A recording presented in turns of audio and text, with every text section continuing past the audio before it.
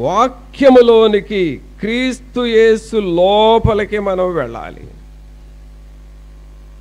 బయట రోడ్ల మీద తడుస్తున్నాం కాబట్టి వెంటనే ఇంటిలోనికి ఎలాగ వెళ్తామో తడవకుండా, అలాగే బయట సాతానుడు ప్రభావం ఉంది, రోగాలు ఉన్నాయి, అలాగే సాతానుడు శక్తులు ఉన్నాయి. కాబట్టి అవన్నీ మనం తప్పించుకోవాలంటే క్రీస్తు యేసులోనికి మనం రావాలి. అనగా నీ జీవితంలో నీవు దేవుని లోపలికి వచ్చేసేయాలి.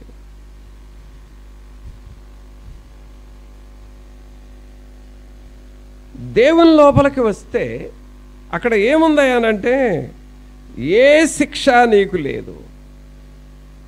ధర్మశాస్త్రం క్రింద ఉన్నప్పుడు మరణశిక్ష ఉన్నది. ధర్మశాస్త్రం క్రింద ఉన్నప్పుడు రకరకాల శిక్షలు ఉన్నాయి. అయితే యేసుక్రీస్తు ప్రభువారు ఏం చేశాడంటే ఆయన శిలువ మీదకు వెళ్ళి ఆ ధర్మశాస్త్రమును కొట్టివేసి ఆయన కృపను మనకిచ్చి ఆ కృప ద్వారా రక్షణనిచ్చి శిక్ష ఆయన మీద వేసుకున్నాడు. అందుకనే యేసుక్రీస్తు ప్రభువారు సిలువలో పలికిన మొదటి మాట, తండ్రి వీరేమి చేయుచున్నారో వీరెరుగరు గనక వీరిని క్షమించుము అని అన్నాడు. అనగా క్షమాపణ ద్వారా శిక్షను మనకు రాకుండా చేశాడు. పాత నిబంధన కాలంలో ప్రకారం అయితే మనం చేస్తున్న పాపాలకి వాళ్ళు ఎలాగో మరణించారో మనం కూడా అలాగే మరణించాల్సింది. కానీ యేసుక్రీస్తులోనికి మనం వచ్చాము కాబట్టి ఆయన మనకు శిక్షా విధి లేకుండా చేశాడు. శిక్ష లేదు కాబట్టి కాపుదల ఉన్నది. శిక్ష లేదు కాబట్టి స్వస్థత ఉన్నది. శిక్ష లేదు కాబట్టి ఆశీర్వాదం ఇచ్చాడు. శిక్ష లేదు కాబట్టి జీవాన్ని మనకిచ్చాడు. అనగా జీవము, ఆశీర్వాదము, కాపుదల, స్వస్థత, ఆయన సహవాసము మనకి ఇస్తూ ఉన్నాడు. అందుకనే మనం ఎప్పుడు కూడా దేవునిలో ఉండటానికి మనం చూడాలి. ప్రతిరోజు దేవునిలో మనం జీవించాలి. ఆయన సన్నిధిలో మనం ఉండాలి. అనగా ప్రతి దినము ప్రభు సన్నిధిలో మోకరించి ఆయనలో మనం ఎప్పుడైతే ఉంటామో దేవునిలో ఉన్న జీవం మనకి వస్తుంది. అందుకనే ఇక్కడ మొదటి వచనంలో చదువుతున్నాం, కాబట్టి ఇప్పుడు క్రీస్తు యేసునందున్న వారికి ఏ శిక్షా విధి లేదు. నీకు ఏ శిక్ష లేదు. అది రోగమా, దేవుడు క్యాన్సిల్ చేస్తాడు. అది శాపమా, దేవుడు సిలువలో దాన్ని తీసివేశాడు. అది ఏమైనా నష్టమా, ప్రభు దాన్ని, ఆ నష్టాన్ని నీకు లాభంగా మారుస్తాడు. సాతానుడు కలిగించేది ఏదైనా సరే దానిని తీసివేసి నీకు ఆశీర్వాదాన్ని ఇస్తాడు. కారణం ఏంటంటే నువ్వు ఎవరిలోనికి వచ్చామంటే మనం క్రీస్తు యేసులోనికి వచ్చాము. ప్రభునంతులారా, మన జీవితాల్లో నేను దేవునిలో ఉన్నాను అనే ఒక గ్రహింపుతో మనం ఉండాలి. అందుకనే దావీదు గారు 91వ కీర్తనలో ఒక మాట రాస్తున్నాడు చూడండి. 91వ కీర్తన మొదటి వచనం చూడండి.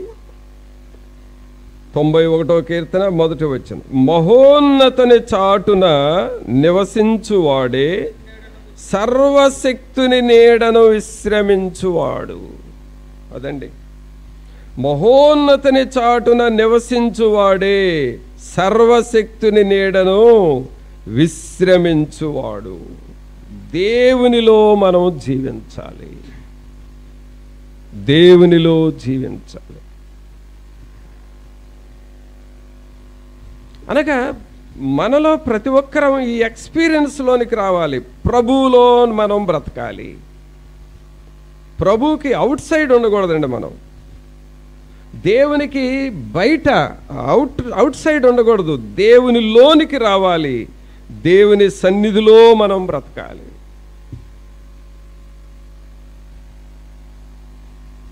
ఎప్పుడైతే దేవుని సన్నిధిలో మనం ఉంటామో అప్పుడు దేవుని కాపుదల ఉంటుంది. చూడండి, కోడి పిల్లల్ని చేస్తుంది. అవి చిన్న పిల్లలుగా ఉన్నప్పుడు ఆ పిల్లలన్నీ తల్లి కోడి చుట్టూ తిరుగుతూ ఉంటాయి. ఆ తల్లి కోడికి దాదాపు ఒక 17-18 పిల్లలు ఉంటే ఒక పిల్లని పోగొట్టుకోవడం జరుగుతుంది. ఏదో ఒక టైంలో ఎంత జాగ్రత్తగా ఉన్న తల్లి ఒక పిల్లను గ్రద్ద తనుగుపోవటం జరుగుతుంది.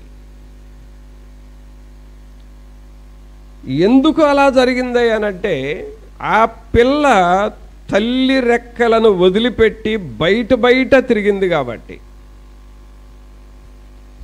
తల్లి రెక్కల క్రింద ఉన్నవి గ్రద్ద ఏమీ చేయలేకపోయింది. ఎప్పుడైతే తల్లి రెక్కలు వదిలిపెట్టి దూరంగా బయట తిరుగుతూ ఉందో ఒక కోడి పిల్ల, గ్రద్ద దానిని చూసి ఆ పిల్లను తన్నుకుపోతూ ఉంది. పిల్లరా, ఆ గ్రద్ద అనేటటువంటిది సాతానుడు. ఎప్పుడు కూడా రోజుకు 4 సార్లు వస్తాడంటండి. ప్రతి మనిషి దగ్గరికి రోజుకు 4 సార్లు వస్తాడంట. ఎప్పుడెప్పుడో చూడండి 91వ కీర్తనలో ఒకసారి చూడండి ఆ వాక్యాన్ని. 91వ కీర్తన, సాతానుడు రోజుకు 4 సార్లు వస్తాడంటండి ప్రతి మనిషి దగ్గరికి. 5వ వచనం చదవండి. రాత్రి వేళ, 2వది పగటి వేళ, 3వది చీకటిలో, 4వది మధ్యాహ్నం. ఎప్పుడెప్పుడు వస్తాడు సాతానుడు? 4 సార్లు. రాత్రి వేళ వస్తాడు, పగటి వేళ వస్తాడు, చీకట్లో వస్తాడు, మధ్యాహ్నం వస్తాడు. వాడు ఒక్కసారి వచ్చాడు అనంటే నీకొక రోగాన్ని పెట్టేస్తాడు. అక్కడ ఏమవుతుందో చూడండి. రాత్రి వేళ వస్తే ఏం తెస్తాడు? భయం తెస్తాడు. పగటి వేళ వస్తే ఎగురు బాణము అనగా నీకు ఏదో ఒకటి గుచ్చుకునేటట్టుగా చేస్తాడు. రాత్రులు చీకట్లో వస్తే తెగులు తెస్తాడు. మధ్యాహ్నమందు వస్తే రోగాన్ని తెస్తాడు. అంటే రాత్రి వేళ భయం తెస్తాడు, పగటి వేళ బాణాన్ని అంటే నిన్ను గుచ్చుకునేటట్లుగా చేస్తాడు, చీకటిలో తెగులు తెస్తాడు, మధ్యాహ్నమందు రోగాన్ని తెస్తాడు. అంటే సాతానుడు ఎప్పుడు వచ్చినా కూడా వీటిల్లో ఏదో ఒకటి తీసుకొచ్చి ఇంటిలో వదిలిపెట్టి వెళ్ళాలని చూస్తాడు. మరి వీటన్నిటికీ ఏ శిక్ష లేకుండా, ఏ అపాయం లేకుండా మనం క్షేమంగా ఉండాలంటే ఎవరిలో ఉండాలి? మనం క్రీస్తు యేసులో ఉండాలి. దేవునిలో మనం ఉండాలి. మనం పాడతాం కదా, యేసుతో నడిచేదా, యేసుతో గడిపేదా, యేసుతో నడిచేదా, యేసుతో గడిపేదా, పరమున చేరగనే వెళ్ళేదా, పరమున చేరగనే వెళ్ళేదా, హానోకు వలె సాగేదా, నే సాగేదా యేసునితో, నా జీవిత కాలమంతా నే సాగేదా యేసునితో, నా జీవిత కాలమంతా. కావున పిల్లరా, మన జీవిత కాలమంతా ప్రభువుతో సాగటము, క్రీస్తు యేసులో ఉండటము, దేవుని వాక్యమును ధ్యానం చేయటం, వాక్యానుసారముగా ప్రభువుతో జీవించడం అనేది ఎప్పుడైతే మనం నేర్చుకుంటామో నీకు ఏ శిక్షా విధి లేదు, ఏ రోగము నీ దగ్గరకు రాదు, ఏ భయము నీకు కలగదు, ఏ నష్టము నీకు వాటిల్లదు, ఏ అపాయము నీ చెంతకు రాదు. కారణము మనము దేవునిలో ఉన్నాము, క్రీస్తు యేసులో ఉన్నాము. అదే ఈ రోమా సంఘానికి పౌలు గారు రాస్తున్నాడు.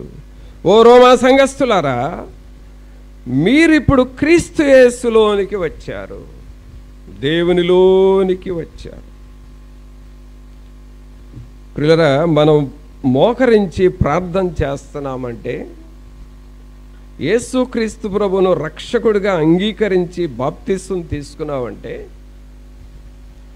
దేవుని పని పట్ల నువ్వు శ్రద్ధ కలిగి దేవునికి నువ్వు భయపడుతున్నావంటే నువ్వు దేవునిలోనికి వచ్చావని అర్థం. దేవునిలోనికి వచ్చినప్పుడు ఇక నీకు సాతానుడు కలుగు చేసే శిక్ష ఏది రానివ్వడు. అందుకని నువ్వు దేవునితో ఎల్లప్పుడూ ఉండాలి, దేవునిలో మనం ఉండాలి. ఒక్కసారి క్రీస్తు యేసులోనికి వచ్చినప్పుడు మనకేం జరుగుతుందంటే, పౌలు గారు కొరింథీ సంఘానికి ఆ మాట రాస్తున్నాడు. క్రీస్తు యేసులోనికి వచ్చిన వాళ్ళకి ఏం జరుగుతుంది అని అంటున్నాడంటే, మొదటి కొరింథీలకు రాసిన పత్రిక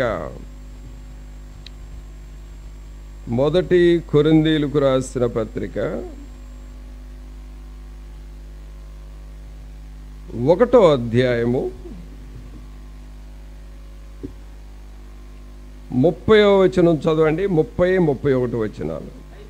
అయితే ఆయన మూలముగా మీరు క్రీస్తు యేసునందు ఉన్నారు. అందరూ మీ కుడి చేయి పైకి లేపి ఈ మాట బిగ్గరగా చెప్పండి. అయితే ఆయన మూలముగా మీరు క్రీస్తు యేసునందు ఉన్నారు. ఎవరి యందు ఉన్నామండి మనం? ఎవరి యందు ఉన్నామని చెప్పండి. ఇప్పుడు నీ గుండె మీద చేయి పెట్టుకొని నేను క్రీస్తు యేసులో ఉన్నాను అని చెప్పు. నేను క్రీస్తు యేసులో ఉన్నాను. ఎవరిలో ఉన్నాం మనం? క్రీస్తు యేసులో. ప్రియులారా గమనించండి, అనగా మన లోపలికి క్రీస్తు ప్రభువుని పంపించాలి. మన హృదయంలోనికి, మన మనస్సులోనికి, మన ఆలోచనలోనికి, మన చూపుల్లోనికి, మన మాటల్లోనికి, మన రక్తంలోనికి, మన ఎముకల్లోనికి, మన కండరాల్లోనికి, మన సర్వ అవయవాల్లోనికి దేవుని మాటలను పంపిస్తూ చొప్పిస్తూ వాక్యము నీ లోపలికి పంపుతా ఉండాలి. అప్పుడు ఏమవుతుందంటే ఈ శరీరము మహిమ శరీరంగా మారిపోతుంది. ఈ శరీరము పరిశుద్ధపరచబడుతుంది. ఈ శరీరములో పరిశుద్ధాత్మ అభిషేకం వస్తుంది. ఈ శరీరములో పునరుద్ధానపు ఆత్మ, పునరుద్ధానపు శక్తి వస్తుంది. నీలో రోగము సంపూర్ణంగా తొలగిపోతుంది. ఎందుకంటే క్రీస్తు యేసులోనికి నువ్వు వచ్చావు కాబట్టి. నీ మనస్సు వికసిస్తుంది. నీ మనస్సు దేవుని మనస్సుగా మారిపోతుంది. నీవు ఒక దేవదూతలాగా నువ్వు మారిపోతావు. అదండి, ఆయన మూలముగా మీరు క్రీస్తు యేసునందు ఉన్నారు.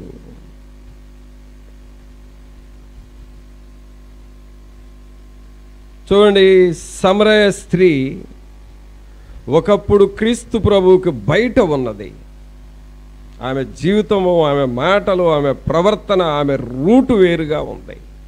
కానీ ఒకానొక దినాన యేసుక్రీస్తు ప్రభువారు యాకోబు బావి దగ్గర ఆ స్త్రీతో మాట్లాడి, నీతో మాట్లాడుచున్నవాడను నేనే, నీకు ఆ జీవజలం ఇస్తానన్నప్పుడు ఆ జీవజలం త్రాగి యేసుక్రీస్తు ప్రభు యొక్క మాటలు విని ఆమె లైఫ్ క్రీస్తు లోపలికి ఎంటర్ అయింది.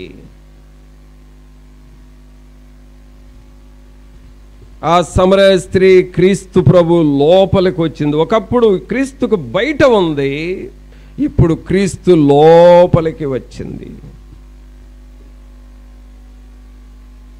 ఎప్పుడైతే క్రీస్తు ప్రభు లోపలికి వచ్చాడో ఆయన జీవజలం త్రాగింది, ఆయన నీతి వచ్చింది, ఆయన పరిశుద్ధత వచ్చింది, ఆయన సన్నిధి వచ్చింది, ఆయన ఆత్మ వచ్చింది. ఎప్పుడైతే క్రీస్తులో ఉన్నవన్నీ సమరయ స్త్రీలోనికి వచ్చినాయో ఆమె రూట్ మారిపోయింది, ఆమె లైఫ్ మారిపోయింది. ప్రియరా, అక్కడ నుండి ఆమె ఎలాగ మారిపోయిందంటే సాక్ష్యం చెప్పటం ప్రారంభించింది. నేను చేసినవన్నీ నాతో చెప్పిన ఈ యేసును చూడటానికి రండి అని పిలిచింది. ఆమె ఆ సమరయులకు ఒక మిషనరీగా మారిపోయింది. మీరందరూ యేసు ప్రభు దగ్గరకు రండి అని పిలిచింది. అనగా ఈమె జీవితము క్రీస్తు లోపలికి వచ్చింది.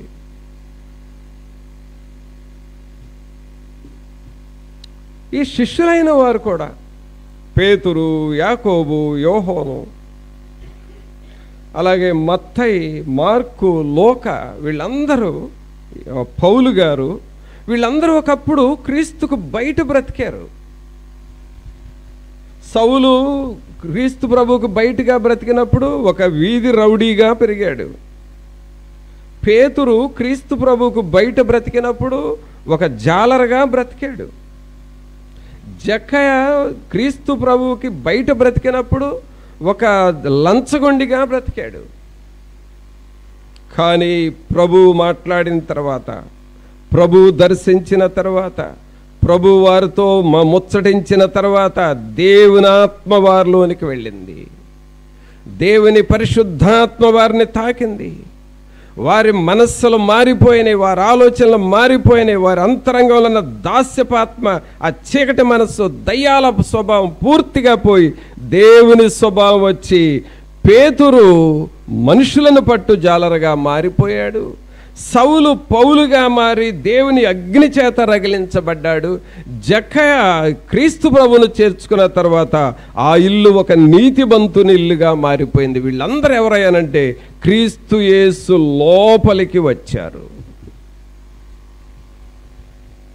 ప్రభునందు పిల్లరా, దేవునికి బయట ఉండి ఏం జరుగుతుందా కాలక్షేపం చేయకూడదు. మనం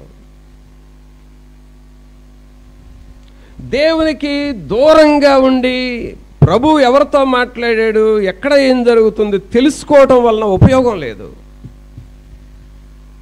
ఆయన నీ లోపలికి రావాలి. పరిశుద్ధాత్ముడు నీ అంతరంగంలోనికి రావాలి. పరిశుద్ధాత్ముడు నీ గుండెల్లోనికి, నీ రక్తంలోనికి రావాలి. నీవు అబ్నార్మల్ పర్సన్, సూపర్ న్యాచురల్ పర్సన్గా మారిపోతావు. దేవుడు నీలోనికి వచ్చినప్పుడు నీ కండరాలు పునరుద్ధానపు శక్తి చేత నింపబడతాయి. నీ గుండె దేవుని కొరకు కొట్టుకునే గుండెగా మారిపోతుంది. నీ జీవితము పరలోక సంబంధమైన వాతావరణం నీ కుటుంబంలోనికి వస్తుంది. క్రీస్తులోనికి నువ్వు వస్తూ ఉన్నావా? దేవునిలోనికి వస్తున్నావా? అందుకని ఇక్కడ ఏం రాస్తున్నాడు? కొరింథీ సంఘానికి 1 కొరింథీ 1:30 మరలా చదవండి అందరూ. అయితే ఆయన మూలముగా మీరు క్రీస్తు యేసునందు ఉన్నారు. ఎవరి యందు ఉన్నామండి? క్రీస్తునందు ఉన్నాము. దేవునిలో మనం ఉన్నాము. అందుకని 31 ఏమంటున్నాడంటే, అతిశయించువాడు ప్రభువునందే అతిశయింపవలను అని రాయబడినది నెరవేరునట్లు దేవుని మూలముగా ఆయన మనకు జ్ఞానమును, నీతియు, పరిశుద్ధతయు, విమోచనమునాయను. చూసారా? అంటే క్రీస్తు యేసులోనికి ఎప్పుడైతే నువ్వు వచ్చేసావో నీ స్పిరిచువల్ యాక్టివిటీస్ అన్నీ మారిపోతాయి. నీ స్పిరిచువల్ యాక్టివిటీస్ అన్నీ, దేవుని జ్ఞానం నీలోనికి వస్తుంది. ఎప్పుడు చూసినా దేవుని ఆలోచనలాగా నీ ఆలోచనలు మారిపోతాయి. You are no more thinking like worldly. లోకస్తుల్లాగా ఇక నువ్వు ఆలోచించు. You are no more walking with worldly people. లోకస్తులతో ఇక నువ్వు నడవలేవు. No more worldliness in your life. నీ జీవితంలో లోకం అనేది అసలు ఉండదు. ఇక నీ లోపల పెట్టబడేది ఏంటంటే దేవుని జ్ఞానము, పరలోక సంబంధమైన జ్ఞానం. నీ లోపలికి ఎవరు వస్తారంటే దేవుని నీతి వస్తుంది. ఆ నీతి అనేది నిన్ను శ్రేష్టమైన వ్యక్తిగా మారుస్తుంది. పాపం మీద ఇక నీకు మనసు ఉండదండి. సాతానుడు నిన్నేం చేయలేడక. వాడు నిన్ను ఏమన్నా ట్రై చేయొచ్చు, ఒకవేళ ఏమన్నా చేయటానికి ట్రై చేయొచ్చేమో, కానీ నీలో ఉన్న నీతిని చూసి వాడికి ఎలా ఉంటుందంటే అవన్నీ అగ్నిగుండంలాగా ఆ సెగలు పుడతా ఉంటుంది దానికి. అందుకనే ఆయన నీతి నీ హృదయంలో మండుతూ ఉండాలి. టోటల్గా మనం ఎలా అయిపోతామంటే ఆయన జ్ఞానముతో, ఆయన నీతితో మనం నింపబడతాం. అబ్రహాము దేవుని నీతితో నింపబడ్డాడు. నోవహు దేవుని నీతితో నింపబడ్డాడు. దావీదు దేవుని నీతితో నింపబడ్డాడు. పౌలు గారు దేవుని నీతితో నింపబడ్డాడు. ఈ కొరింథీ సంఘస్థులకు రాస్తా ఉన్నాడు, ఓ కొరింథీ సంఘస్థులారా, యేసు క్రీస్తులోనికి మీరు వచ్చారు అనంటే ఆయన మీకు నీతిగా మారిపోతున్నాడు. భారతదేశంలో మనం బ్రతికినంత కాలము ప్రియరా రూపాయి అనే నాణ్యాన్ని వాడాల్సిందే. మనం భారతదేశంలో మనం ఉన్నంత కాలము రూపాయే మన కాయిన్. అలాగే ఒక్కొక్క దేశంలో వేరే వేరే దేశాల్లో అక్కడున్న ఆ కరెన్సీ వేరుగా ఉంటుంది. ఇండియాలో బ్రతికేవాళ్ళు రూపాయి అనేది కరెన్సీ మనకి. అలాగే క్రీస్తు యేసులోనికి వచ్చావంటే నీ కరెన్సీ ఏంటంటే రైచియస్నెస్, దేవుని నీతి నీ కరెన్సీగా మారిపోతుంది. నువ్వు క్రీస్తు యేసులో ఉంటే ఆయన పరిశుద్ధత నీకు వస్తుంది, ఆయన నీతి నీకు వస్తుంది, ఆయన వెలుగు నీకు వస్తుంది, ఆయన జ్ఞానము నీకు వస్తుంది. అందుకనే పౌలు గారు అంటున్నాడు, క్రీస్తు యేసులోనికి రండి. ఆమేన్. ఎవరిలోనికి రావాలండి మనందరం? ఒకసారి అందరూ చప్పట్లు కొట్టి అందరూ చెప్పండి, క్రీస్తు యేసులోనికి రండి అని చెప్పండి. మీ ప్రక్క వాళ్ళకి సెకండ్ ఇచ్చి క్రీస్తు యేసులోనికి రావాలి అని చెప్పండి. ఎవరిలోనికి రావాలి మనందరము? క్రీస్తు యేసులోనికి రావాలి. ప్రియరా, క్రీస్తు యేసులోనికి వచ్చిన వాళ్ళకి ఏమొస్తుందంట? ఆయన మనకు జ్ఞానమును, నీతియు, పరిశుద్ధతయు, విమోచనమునాయను.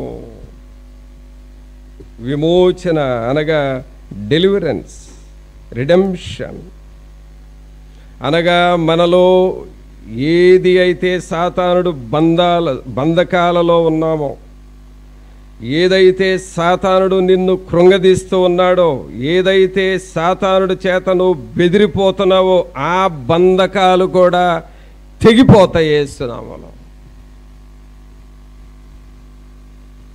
మనకు పాట ఉంది కదా, అది ఏం పాట? అది సాతాను బంధాలలో. అందరూ పాడండి, చప్పట్లు కొడుతూ పాడండి. తాను బంధాలలో జీవ పడనీయక, చెరనీయక, పడనీయక, దరి చెరనీయక, నిరతంబు నన్ను నిల్పును, తన కృపలో నిరతంబు నిన్ను నిల్పును. చూసారా, సాతాను బంధకాలలో, జీవపు డంబాలలో నిన్ను పడనీయక తన కృపలో నిన్ను నిలుపుతాడు. కారణం ఏంటంటే నీవు ఎవరిలోకి వచ్చావు? క్రీస్తు యేసులోనికి వచ్చావు.